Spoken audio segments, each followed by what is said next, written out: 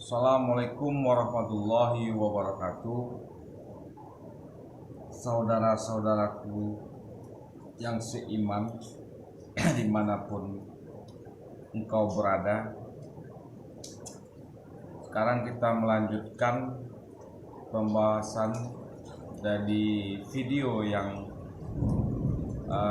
kemarin, yang part satunya yang tadi, tentang torikat. Yang mana di video pertama kita membahas tentang syariat. Jelas syariat ada undang-undangnya, sudah diatur dalam Al-Quran dan hadis syariat Islam. Dan segala kesimpulan dari syariat Islam adalah syahadat, pengakuan totalitas. Inilah yang akan kita cari nanti, titik temunya. Syahadat itu tadi, yang saksi, yang nyata tanpa ada keraguan di dalamnya.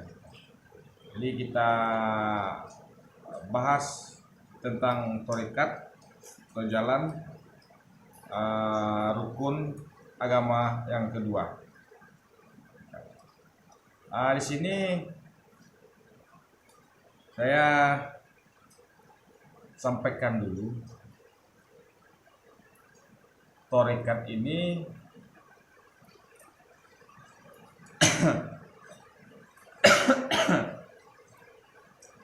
untuk siapa pertama kalinya diturunkan, datang pada batang tubuh kita ini kapan, fungsinya apa, serta letaknya di mana, letak jalan ini di mana. Jadi nanti kita bahas satu-satu nanti.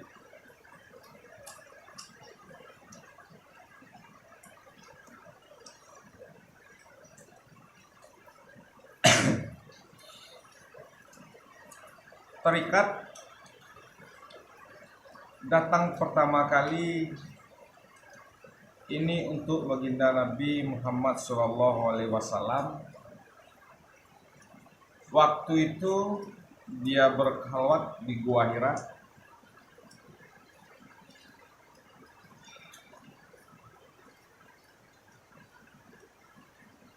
Sehingga lafaz zikirnya Allah, Allah. Pada waktu itu Jibril mengatakan wahyu pertama, Iqra bismillahirrahmanirrahim. Wahai Muhammad, bacalah dengan nama Tuhanmu. Dan Muhammad berkata, Allah, Allah, Allah, Rahman, Ya Rahim. Disinilah asal muasalnya keluar katanya kulimah bismillahirrahmanirrahim. Jadi yang mengijazahkan bismillahirrahmanirrahim itu tadi, itu Jibril alaihissalam. Jadi itu nanti kita bahas lagi, kulimah bismillahirrahmanirrahim, karena ini gimana, sering kita ucapkan, sering kita amalkan, tapi kita tidak mengetahui apa makna hakikat dari bismillahirrahmanirrahim. Kalau cuma arti terjemahan bahasa dan hanya sekedar mengucapkan saja, anak-anak TK, SD sudah bisa, bahkan masih pasif dia mengatakan. Tapi kan dia tidak mengetahui makna hakikatnya, makna yang sebenarnya, yang Rahman ya Rahim. Jadi kita bahas dulu, nanti kita bahas di episode berikutnya.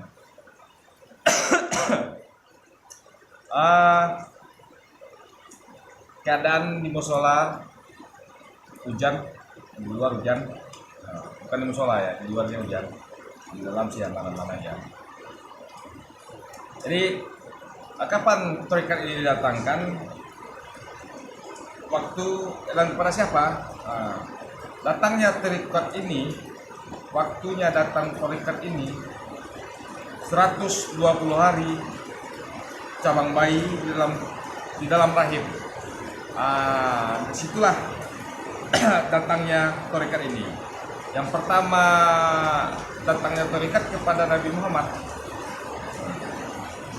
Jadi waktunya kapan? Waktu tubuh ini di dalam alam rahim 120 hari sekitar 4 bulan. Allah di situ mengatakan, "Lastu birabbikum." Dan secabang bayi menjawab, "Qalu bala sayyidina." Engkaulah Tuhanku ya Allah. Jadi disitulah perjanjian-perjanjian yang disebut juga dengan lautan mahfuz. Disitulah perjanjian kadar baik dan kadar buruk. Disitulah rezeki, jodoh, semuanya. Artinya dulu, sebelum kita dihadirkan ke dunia ini, waktu di alam rahim, waktu kita masih suci, kita sudah mengenal Allah dan kita melihat Allah. Jadi kenapa kita lupa? Ya karena kita sudah tidak di alam dia lagi. Kenapa? Karena setelah anak cabang bayi ini keluar di dalam rahim ibunya, secara perlahan-perlahan dia akan lupa bahwasanya dia telah pernah berjumpa dengan Allah dan pernah berkomunikasi. Karena kenapa? Karena disinilah nanti berperannya akal dan pikiran tadi.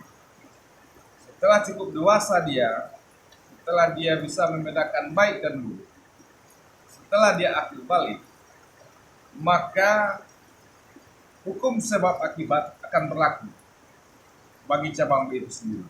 Apabila dia sudah bisa membedakan ini yang baik, ini yang buruk, pahala dan dosa disitulah mulainya. Tapi di dalam waktu keadaan suci, belum tercampur sama akal dan pikiran dia, masih di dalam kandungan kulimah la ilaha illallah, masih di dalam zat Allah, masih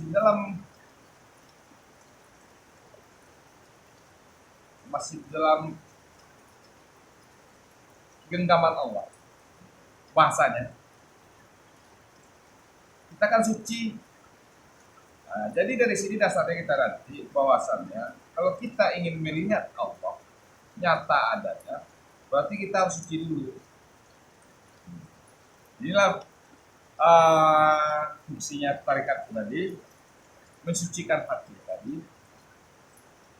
disucikan pikiran tadi, akal tadi, sehingga kita nanti bisa merasakan dan menyaksikan kehadiran Allah atau kehadapan Allah. Barulah cocok dengan syahadat yang kita ucapkan. Jadi yang pertama, tarekat ini diturunkan kepada Nabi Muhammad. Kapan diturunkannya? 120 hari di dalam rahim. Apa zikirnya? Allah, Allah, Allah. Apa fungsinya? Agar kita mengenal Allah. Di mana letaknya? Di qalbi mukmin baitullah. Allah mengatakan, qalbi seorang mukmin itu rumahku. Berarti kita harus ke rumah dia. Jangan pernah melihat ke luar.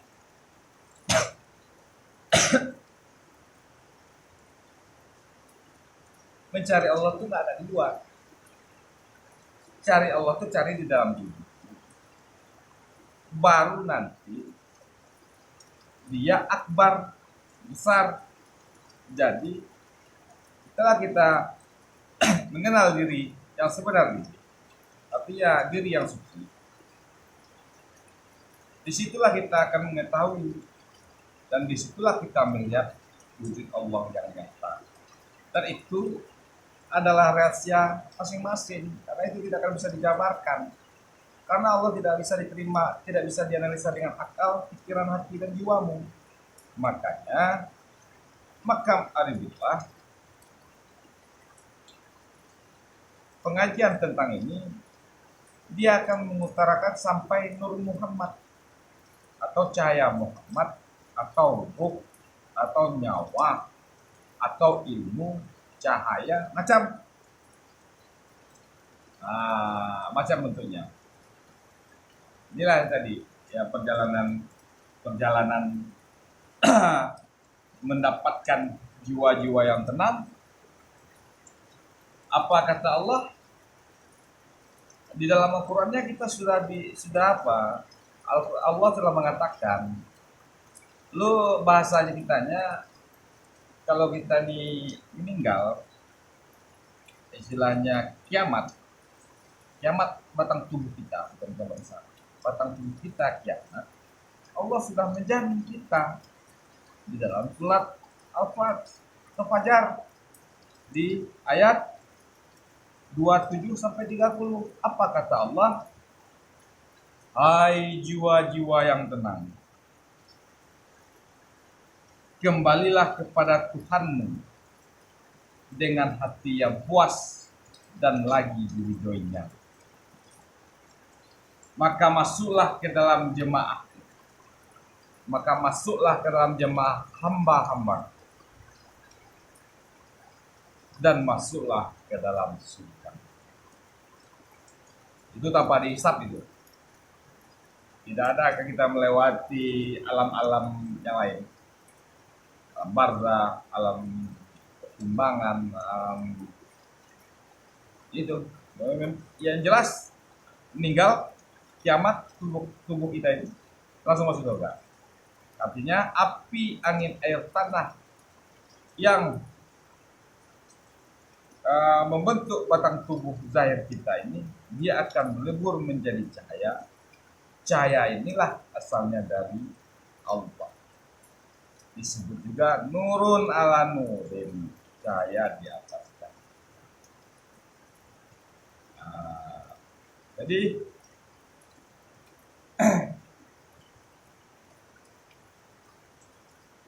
kita membahas tarekat perjalanannya. Jadi syarat-syarat zikir tarekat dan syarat zikir tarekat, sebetulnya yang pertama niat kita bukan untuk pahala, bukan untuk takut neraka, bukan untuk kesaktian, bukan untuk ini, bukan untuk itu, tapi semata-mata hanya menggapai ridhonya.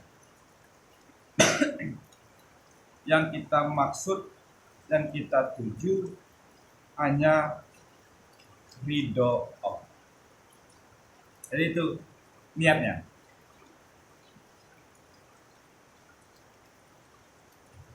Setelah itu pejamkanlah matamu,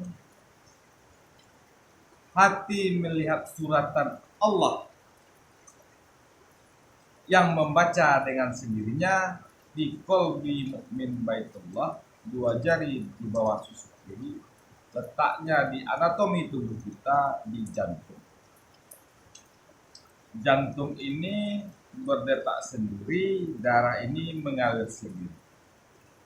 Detak atau denyutan tadi itulah kita pukulkan kalimat la ilaha illallah. La ilaha illallah ke jantung tadi, dengan kalimat Allah itu tadi, melafazkan zikir Allah itu tadi, hendaklah hadirkan hati akan maknanya. Jadi kita rasakan getaran-getarannya. Bahasa lainnya konsentrasi, fokus, bahasa agamanya tauhid. Kita tauhidkan kalimah la ilaha illallah, yang zikirnya nanti denyutan atau detakan jantung ini, dia akan berubah menjadi yang terdengar Allah, Allah, Allah. Allah yang dimaksud zat yang disembah, sedangkan yang menyembah ruhani. Ini dia. Ini poin nih. Ingat, Allah yang dimaksud, zat yang disembah. Yang menyembah ruhani.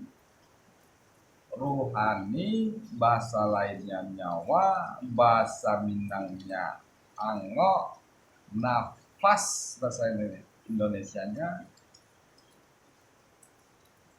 Nur Muhammad, ilmu, cahaya, macam. Artinya disinilah perannya nanti sholawat Nabi. Nah, karena bagaimanapun kalau kita masuk ke rumah, kita harus melewati pintu dulu. Sementara pintu ini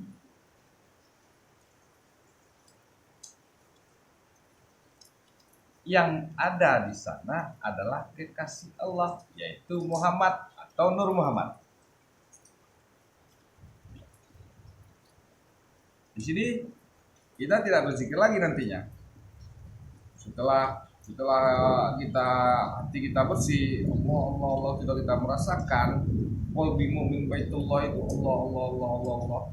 Sehingga dari titik ini tadi, titik qalbi ini, dia akan menyebar ke seluruh tubuh. Seluruh tubuh Allah, dari ujung rambut sampai ujung kuku, maka dia berzikirlah ruhani tadi. Dan itu tidak bertempat lagi. Tidak di jantung, tidak di tangan, tidak di mata, tidak di hati, tidak di limpo. Kita sudah fana. Fana artinya sudah total keseluruhan, sebatang tubuh. Dan yang mengucapkan itu tadi, yang menyembah itu tadi, ya rohani, roh kita. Dan kita sadar, kita yang mendengarkan. Nah, terdengar sama sifatnya syamiah yang maha mendengar.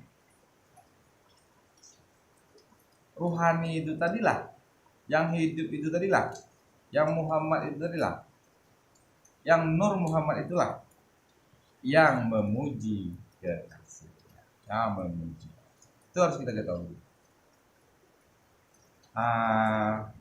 Mungkin setelah itu timbul rasa. Ini di fase hakikat. Di fase hakikat kita akan berbicara nanti tentang rasa. Kenapa? Di rasa inilah tentuannya, di hakikat inilah